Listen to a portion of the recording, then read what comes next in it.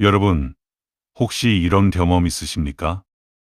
내가 먼저 연락하지 않으면 아무도 연락하지 않는다는 사실을 어느 날 문득 깨달은 적이 있으십니까?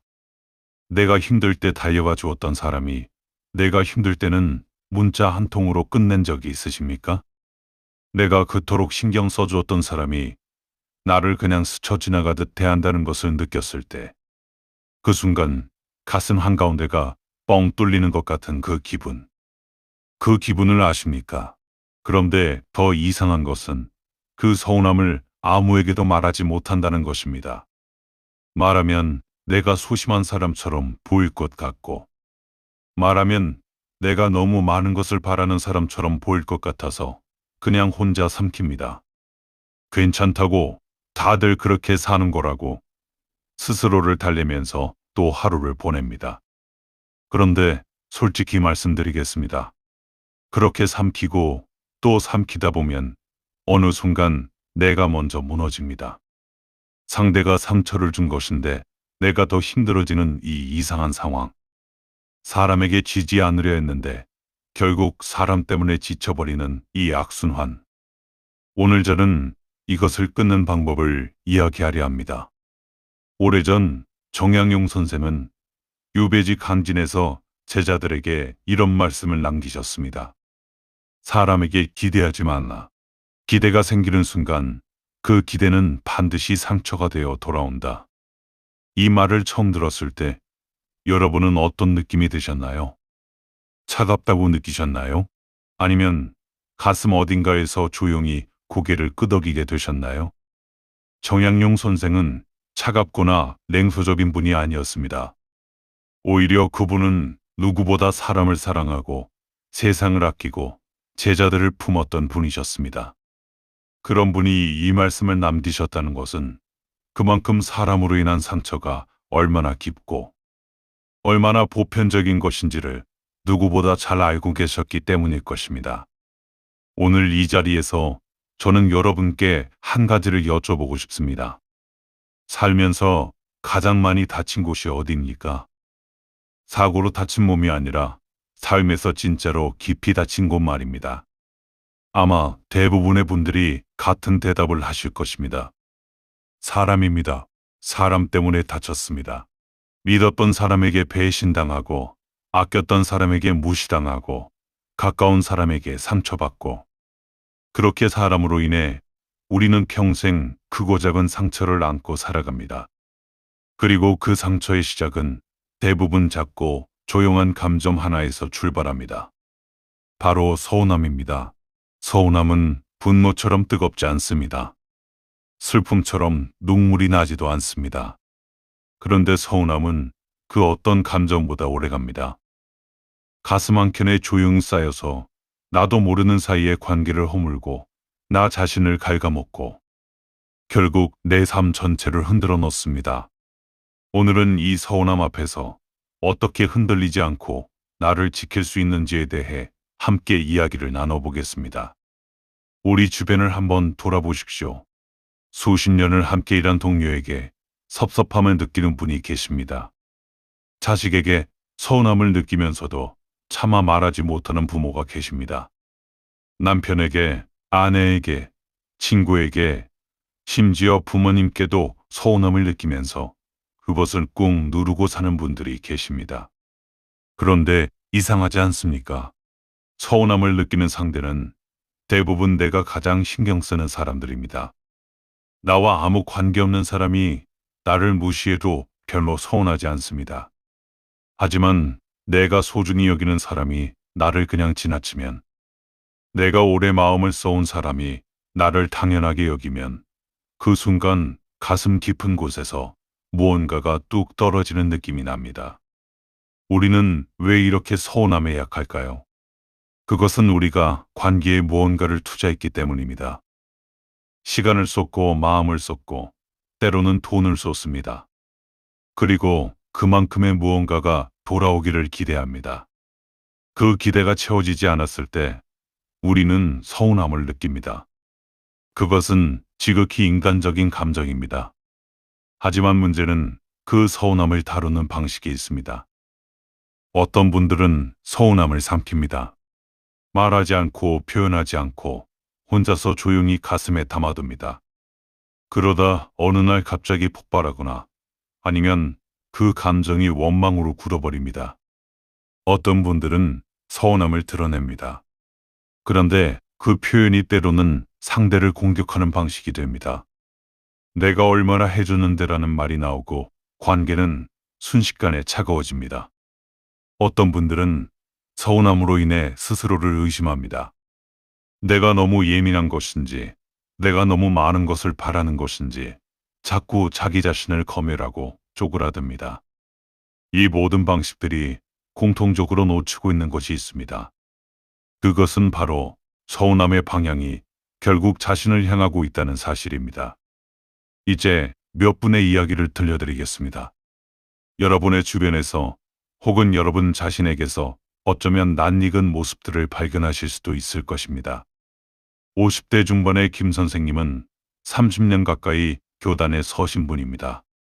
평생 학생들을 가르치며 살아오셨고 그 헌신만큼은 누구에게도 뒤지지 않는다고 자부하셨습니다. 퇴직을 2해 앞두고 김 선생님은 자신이 가르친 제자 중 한 명이 교장이 된다는 소식을 들었습니다. 그 제자가 예전에 자신이 아꼈던 학생이었기에 당연히 연락이 올 것이라 생각했습니다. 아니, 연락까지는 아니더라도 적어도 인사 한마디는 있을 줄 알았습니다. 그런데 아무 연락이 없었습니다. 김 선생님은 처음에는 대수롭지 않게 넘기려 하셨습니다. 바쁠 것이다. 어른이 됐으니 이제 각자 사는 것이다. 스스로를 달래셨습니다. 하지만 며칠이 지나도 그 마음이 가라앉지 않았습니다. 퇴직하면 누가 알아줄까? 이렇게 살아온 것이 낫기는 한 것인가? 서운함은 자기 회의로 번져왔습니다. 그리고 그 감정의 무게는 고스란히 가족에게 향했습니다. 아무 잘못도 없는 아내에게 괜히 퉁명스러워지고 대화가 줄어들었습니다. 서운함이 인간관계의 여기저기를 적시기 시작한 것입니다. 40대 초반의 박 씨는 중소기업에서 15년 가까이 일한 팀장입니다. 회사에 위기가 왔을 때 가장 먼저 야근을 자청했고 후배들을 위해 자신의 인사고과를 양보한 적도 있었습니다. 누가 시켜서가 아니라 그것이 사람된 도리라고 생각했기 때문입니다. 그런데 올해 조직 개편에서 박 씨는 새로 영입된 외부 인사보다 낮은 직급으로 배치됐습니다. 공식적인 이유는 회사 성장에 필요한 전문성이라는 말이었습니다.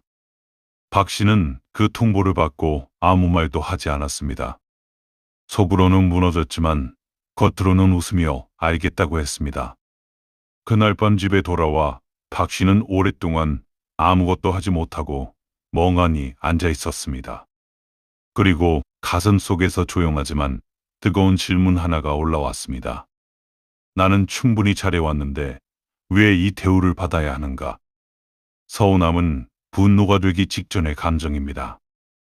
박 씨는 그 경계에서 오래 서 있었습니다. 60대 초반의 이 씨는 2아이를 키우고 이제 막 빈 둥지를 경험하고 계신 어머니입니다. 아이들이 어렸을 때는 모든 것을 아이들 중심으로 맞췄습니다. 자신이 하고 싶었던 공부도 미뤘고 가고 싶었던 여행도 참았습니다. 아이들이 원하는 것이라면 없는 살림에도 어떻게든 마련해 주셨습니다. 그런데 아이들이 다 크고 독립한 지금 연락이 뜸합니다. 주말에 한 번 전화하면 바쁘다는 말이 먼저 나옵니다. 명절에도 짧게 다녀가고 금방 일어납니다. 이 씨는 아이들을 탓하지 않으려 합니다. 그럴 수 있다고, 다들 그렇게 산다고 스스로를 설득하려 합니다. 하지만 밤에 혼자 있을 때면 가슴 한쪽이 텅 빈 것 같은 느낌이 듭니다. 나는 최선을 다했는데 왜 이렇게 허전한가? 내가 기대를 잘못 가진 것인가? 그 서운함은 말로 표현되지 못한 채 노년의 외로움과 뒤섞여 이 씨의 마음 안에 조용히 고여 있습니다. 50대 중반의 정 씨는 친구들 사이에서 늘 챙겨주는 사람이었습니다. 생일이면 먼저 연락하고 힘든 일이 있으면 팔려가고 누군가 어려울 때 가장 먼저 손 내미는 사람이었습니다. 그런데 정 씨가 큰 수술을 하고 병원에 입원했을 때 찾아온 친구는 단 2명뿐이었습니다. 나머지는 문자 한 통 보내고 그뿐이었습니다. 정 씨는 오랜 시간 그 서운함을 혼자 곱씹었습니다. 그리고 퇴원 후에는 먼저 연락하는 일을 멈췄습니다. 관계가 조용히 식어갔습니다. 그러면서 정 씨는 스스로에게 물었습니다. 내가 먼저 하는 것이 잘못인가? 아니면 내가 잘못된 사람을 믿은 것인가? 이 질문에 아직 답을 찾지 못한 분들이 이 자리에도 계실 것입니다. 이제 이 네 분의 이야기를 관통하는 하나의 현상을 이름 붙여 보겠습니다. 저는 이것을 관계의 감정장부라고 부르고 싶습니다. 우리는 사람과 관계를 맺을 때 마음속에 보이지 않는 장부를 하나씩 엽니다. 그 장부에는 내가 저 사람에게 무엇을 주었는지가 꼼꼼하게 기록됩니다. 시간, 마음, 배려, 희생. 그리고 그 반대편 칸에는 상대가 내게 돌려준 것이 기록됩니다. 그런데 문제는 이 장부가 매우 불공평하다는 것입니다. 내가 준 것은 크게 기억하고 받은 것은 작게 기억하는 것이 인간의 본성입니다. 철학에서는 이것을 자기중심적 기업 편향이라고 합니다. 나는 그 사람을 위해 이만큼 했는데 그 사람은 고작 저만큼밖에 안 했다는 인식. 이 인식의 불균형이 서운함의 씨앗입니다. 그리고 여기에 한 가지가 더 더해집니다. 우리는 상대방에게 투자한 만큼 그에 상응하는 반응을 기대합니다. 그런데 그 기대를 상대에게 말하지 않습니다. 그냥 당연히 알 것이라고 생각합니다. 아니면 말하는 것 자체가 부끄럽거나 부담스럽습니다. 그 말하지 않은 기대가 충족되지 않을 때 서운함은 더욱 깊어집니다. 정약용 선생은 이 인간의 본성을 꿰뚫어 보셨습니다.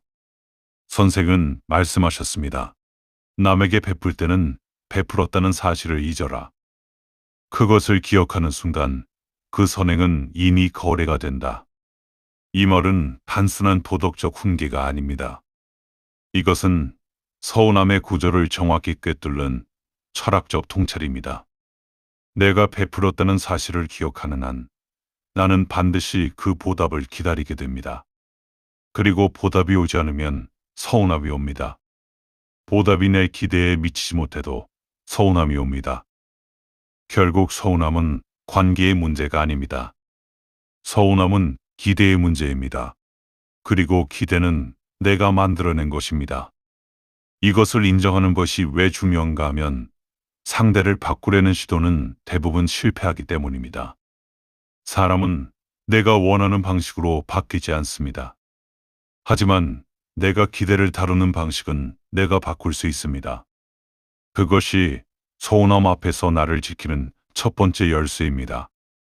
그렇다면 구체적으로 어떻게 해야 할까요? 서운함 앞에서 흔들리지 않고 나를 지키기 위한 실천적인 방법들을 말씀드리겠습니다. 첫 번째는 베풀기 전에 나에게 먼저 물어보는 것입니다. 우리는 종종 상대가 원하지도 않는데 먼저 나서서 챙깁니다. 또는 내가 감당하기 어려운 수준까지 베풀고 나서 그것이 당연히 보답받을 것이라 기대합니다. 이것은 선의가 아닙니다. 이것은 감정적 투자이며 투자인 이상 수익을 기대하게 되어 있습니다. 베풀기 전에 자신에게 이 질문을 먼저 해보십시오. 남은 지금 이것을 진심으로 주고 싶어서 하는 것인가? 아니면 무언가를 돌려받고 싶어서 하는 것인가? 만약 후자라면 잠시 멈추십시오. 기대가 섞인 베풀음은 반드시 서운함으로 돌아옵니다. 순수하게 줄 수 없을 때는 주지 않는 것이 나와 상대 모두를 위한 선택일 수 있습니다. 이것은 인색함이 아닙니다. 이것은 관계에 대한 정직함입니다. 정약용 선생이 제자들에게 늘 강조하셨던 것도 바로 이것이었습니다. 선생은 말씀하셨습니다. 의리 없이 주는 것은 상대를 얽매는 것이다. 의리 있게 주는 것은 내가 먼저 자유로워지는 것이다. 베풀 때는 이미 그것을 잃은 것으로 여기고 주라. 이 마음으로 베풀 수 있을 때 서운함은 자취를 잃게 됩니다. 두 번째는 서운함을 느끼는 순간 그것을 삼키지도 폭발시키지도 않고 조용히 그 감정을 관찰하는 것입니다. 서운함이 올라올 때 우리는 보통 두 가지 반응을 보입니다. 하나는 억누르는 것이고 다른 하나는 쏟아내는 것입니다. 그런데 억누르면 쌓이고 씻어내면 관계가 상합니다. 제3의 방법이 있습니다. 그것은 관찰입니다. 지금 내가 서운함을 느끼는구나. 이것은 어디서 왔는가? 내가 어떤 기대를 하고 있었는가? 그 기대는 상대에게 전달된 적이 있는가? 상대는 그 기대를 알고 있었는가? 이렇게 서운함의 내부를 천천히 들여다보면 대부분의 경우 그 서운함이 오해에서 비롯된 것임을 발견하게 됩니다. 상대는 모르고 있었거나, 상대는 그럴 의도가 없었거나, 상대는 그 상황에서 할 수 있는 최선을 다했는데 내가 기대가 너무 컸던 것입니다. 물론 그렇지 않은 경우도 있습니다. 상대가 분명히 잘못된 것도 있습니다. 그럴 때는 관계의 거리를 조정하면 됩니다. 싸우거나 원망하는 것이 아니라 조용히 그 사람과의 거리를 재조정하는 것입니다. 이것이 말없이 행동으로 나를 지키는 방식입니다. 선생은 유배 중에도 매일 글을 쓰셨습니다. 자신을 그 자리에 내몬 사람들에 대한 분노가 없었을 리 없습니다. 하지만 선생은 그 분노를 글로 바꾸고 학문으로 바꾸고 제자들을 가르치는 힘으로 바꾸셨습니다. 감정을 삼키지도 않고 폭발시키지도 않고 다른 것으로 전환하셨습니다. 이것이 진정한 관찰의 힘입니다. 세 번째는 나의 가치를 타인의 반응에서 찾지 않는 것입니다. 서운함이 깊어지는 가장 큰 이유 중 하나는 우리가 자신의 가치를 타인의 반응으로 측정하기 때문입니다. 내가 이 사람에게 소중히 여겨지면 나는 괜찮은 사람이고, 내가 이 사람에게 무시당하면 나는 부족한 사람이라는 등식이 마음속에 은연중에 자리하고 있습니다. 하지만 이것은 매우 위험한 방식입니다. 타인의 반응은 타인의 상황, 타인의 감정 상태, 타인의 성격에 의해 결정됩니다. 그것은 나의 가치와 아무 관련이 없습니다. 정약용 선생은 이 점에 대해 매우 명확한 말씀을 남기셨습니다. 선생은 말씀하셨습니다. 사람들이 나를 알아주지 않더라도 서운해하지 말라. 진정한 군자는 자신이 옳은 일을 했는지를 스스로 묻지, 남이 알아주는지를 묻지 않는다. 이것은 고독한 길처럼 보입니다. 하지만 사실 이것이 가장 단단한 길입니다. 남의 인정을 기다리는 사람은 항상 불안합니다. 하지만 자신의 기준을 스스로 세운 사람은 흔들리지 않습니다. 내가 옳다고 생각하는 방식으로 살았는가? 내가 충분히 성실했는가? 내가 누군가에게 해를 끼치지는 않았는가? 이것이 자신에게 물어야 할 질문이지, 저 사람이 나를 알아주는가가 질문이 되어서는 안 됩니다. 상대가 나를 알아주지 않을 때 그것은 내가 부족한 것이 아닙니다. 그것은 그 사람이 아직 볼 눈이 없거나 아니면 그 관계가 내가 생각했던 것과 다른 종류의 관계였던 것입니다. 어느 쪽이든 그것은 내 가치를 흔들지 못합니다. 그것을 알게 될 때 서운함은 더 이상 나를 지배하지 못합니다. 네 번째는 서운함이 쌓인 관계에서 먼저 말하는 대신 먼저 행동으로 경계를 짓는 것입니다. 서운함을 느꼈을 때 많은 분들이 말로 해결하려 합니다. 그런데 말로 하는 해결은 대부분 감정이 실리면서 싸움이 되거나 아니면 애써 참다가 엉뚱한 방향으로 터지게 됩니다. 행동으로 경계를 짓는다는 것은 무엇을 의미할까요? 그것은 내가 불편한 상황에 더 이상 들어가지 않는 것입니다. 나를 당연하게 여기는 사람에게 더 이상 먼저 손 내밀지 않는 것입니다. 나의 에너지와 시간을 나를 소중히 여기는 사람들에게 먼저 쓰는 것입니다. 이것은 복수가 아닙니다. 이것은 자기 보호입니다. 사람은 말보다 행동에 훨씬 민감합니다. 내가 조용히 거리를 두기 시작할 때 상대는 무언가를 느낍니다. 그 느낌이 관계를 돌아보게 만드는 계기가 될 수도 있습니다. 그리고 설령 상대가 느끼지 못하더라도 나는 더 이상 상처받는 위치에 있지 않게 됩니다. 정약용 선생은 관계에 대해 이런 말씀을 남기셨습니다. 가까울수록 예의를 지켜라. 멀게 대하더라도 원망을 감지 마라. 거리는 감정이 아니라 지혜로 조정하는 것이다. 거리를 두는 것은 차갑게 대하는 것이 아닙니다. 거리를 두는 것은 내가 상처받지 않을 만큼의 공간을 스스로에게 주는 것입니다. 그 공간 안에서 나는 더 건강하게 관계를 바라볼 수 있게 됩니다. 오늘 우리가 나눈 이야기들을 돌아보겠습니다. 서운함은 기대에서 옵니다. 기대는 내가 만들었습니다. 상대를 바꿀 수는 없지만 내가 기대를 다루는 방식은 바꿀 수 있습니다. 베풀기 전에 스스로에게 물어야 합니다. 서운함이 왔을 때 그것을 삼키거나 폭발시키지 않고 관찰해야 합니다. 내 가치를 타인의 반응에서 찾지 않아야 합니다. 그리고 말보다 행동으로 조용히 나를 지켜야 합니다. 이 모든 것이 한마디로 압축됩니다. 사람에게 지지 않는다는 것은 상대와 싸워 이기는 것이 아닙니다. 그것은 상대가 무엇을 하든 내 안의 중심이 흔들리지 않는 것입니다. 정약용 선생은 유배지에서 20여 년을 버티셨습니다. 그 세월 동안 선생을 지탱한 것은 분노가 아니었습니다. 억울함의 토로도 아니었습니다. 선생은 말씀하셨습니다. 사람이 나를 알아주지 않아도 나는 이 일을 한다. 이것이 옳기 때문이다. 이것이 내가 살아야 하는 이유이기 때문이다. 이 말 앞에서 저는 오랫동안 멈추게 됩니다. 사람에게 지지 않는 가장 깊은 방법은 내가 왜 사는지를 아는 것입니다. 내가 무엇을 소중히 여기는지를 아는 것입니다. 그것이 단단하게 자리를 잡고 있을 때 사람으로 인한 서운함은 나를 뿌리째 흔들지 못합니다. 파도가 와도 흔들리되 쓰러지지 않는 나무처럼, 바람이 불어도 움직이되 뽑히지 않는 나무처럼 그 뿌리를 깊게 내리는 것, 그것이 오늘 제가 여러분께 드리고 싶은 가장 깊은 이야기입니다. 지금 이 순간에도 서운함을 안고 살아가시는 분들이 계실 것입니다. 오래된 서운함도 있을 것이고 어제 생긴 서운함도 있을 것입니다. 그 마음 충분히 이해합니다. 그리고 그 마음이 당신이 얼마나 진심으로 살아온 사람인지를 말해주는 증거라는 것도 압니다. 그러니 그 서운함에 지지 마십시오. 서운함을 느끼는 것은 자연스러운 일입니다. 하지만 그 서운함이 당신을 정리하게 두지는 마십시오.